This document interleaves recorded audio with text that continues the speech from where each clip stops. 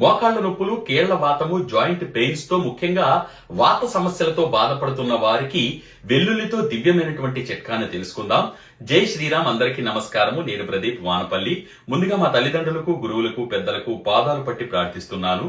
ఎన్ని మందులు వాడుతున్నప్పటికీ కూడా ఏదో కొంచెం ఉపశమనం కలుగుతుంది, మళ్ళీ అక్కడి నుంచి సమస్య మళ్ళీ తిరిగి వస్తుంది అంటే గనక దానిని మూలాలతో సహా, వేళ్లతో సహా మనం తీయలేకపోతున్నాము అని అర్థము.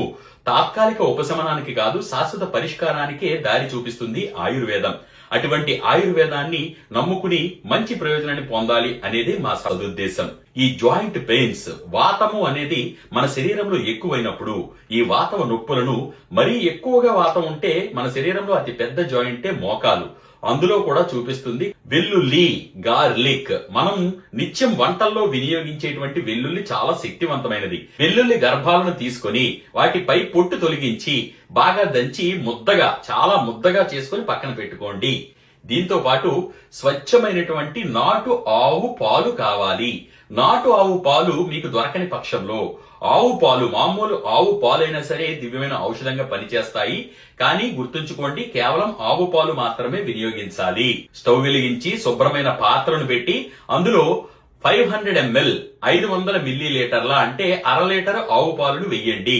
వేసి అందులోనే ముందుగా దంచి సిద్ధం చేసుకున్నటువంటి 30 గ్రాముల వెల్లుల్లిపాయ ముద్ద కూడా ఇందులో వెయ్యండి. వేసి సిమ్ములో బాగా మరిగించండి. అది బాగా మరిగి ఎంతసేపు మరిగించాలి అంటే పాలు చిక్కబడినంత వరకు కూడా మరిగించండి. ఆ వెల్లుల్లి కూడా అందులో కలిసిపోతుంది.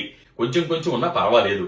అప్పుడు స్టవ్ ఆఫ్ చేసేసి ఈ మోకాళ్ల నొప్పులు, అలాగే వాతము నొప్పులు, కీళ్లు పట్టేయడం లాంటి సమస్యలతో బాధపడుతున్న వారు, లేచి వారి పని కూడా వారు చేసుకోలేని పరిస్థితుల్లో ఇబ్బంది పడుతున్న వారు, కూర్చుంటే నిలవలేని వారు, నిలబడితే నడవలేని వారు, నడిస్తే నొప్పులతో బాధపడేవారు, వీళ్ళు ఎవరైనా సరే ఈ ఔషధాన్ని ఉదయం 6 గంటల నుంచి 8 గంటల 30 నిమిషాల మధ్య సమయంలో, ప్రాతకాలము అంటారు దాన్ని, పరగడుపున అంటే ఏమి సేవించకుండా దంతధావనం పూర్తయిపోయిన తర్వాత, బ్రషింగ్ అంతా పూర్తయిపోయిన తర్వాత ఈ ఔషధాన్ని అలాగే తాగండి. 41 రోజుల పాటు, మండల కాలం పాటు పూర్తిగా దీనిని ఎక్కడా కూడా ఆపకుండా, గ్యాప్స్ లేకుండా ఒక వ్రతం లాగా, ఒక దీక్ష లాగా చెయ్యాలి. చేస్తే మంచి ప్రయోజనం పొందే అవకాశం ఉంటుంది. మరి పక్షవాతం లాంటి సమస్యలతో బాధపడే వారికి వాత ప్రకోపమే అది కూడా. అది వీళ్ళు ఏం చేయాలి అంటే 2 సార్లు ఇప్పుడు చెప్పిన ఔషధాన్ని ఉదయం ఒకసారి అలాగే తయారు చేసుకుని తాగండి.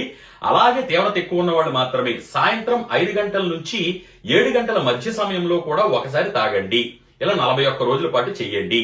మరీ తీవ్రంగా ఉన్న వాళ్ళు 41 రోజుల తర్వాత ఆపేయకుండా ఒక 7 రోజుల పాటు గ్యాప్ ఇచ్చి మళ్లీ దానిని ప్రారంభించండి. 1-2 రోజుల్లో వచ్చిన సమస్య కాదు, కొంచెం సమయం తీసుకుంటుంది. కానీ మన విధి విధానాలు, ఆహార వ్యవహారాలు కూడా, మన దినచర్య కూడా దానికి ఒక కారణంగా మారుతుంది. వాటిని ఆరోగ్యకరంగా మలుచుకోవాలి. ఎన్ని చిట్కాలు పాటించినప్పటికీ కూడా మన జీవన విధానం సవ్యంగా ఉండాలి. ఈ విధంగా మన భారతీయ ఆయుర్వేద విజ్ఞానాన్ని ప్రపంచానికి చాటి చెబుదాము. మేము తయారు చేసి అందించే ఔషధాలు మీకు కావాలి అనుకుంటే గనక ఎక్కడ ఇచ్చిన మా నంబర్లకి ఉదయం 9 గంటల నుండి సాయంత్రం 5 గంటల మధ్య సమయంలో మాత్రమే మమ్మల్ని సంప్రదించడానికి ప్రయత్నించగలరు. అలాగే ఇటువంటి విలువైన, సులువైన ఎన్నో వీడియోలను ఫేస్బుక్, ఇన్స్టాగ్రామ్, యూట్యూబ్లలో డాక్టర్ ప్రదీప్ వానపల్లి పేజీలలో పెట్టడం జరిగింది.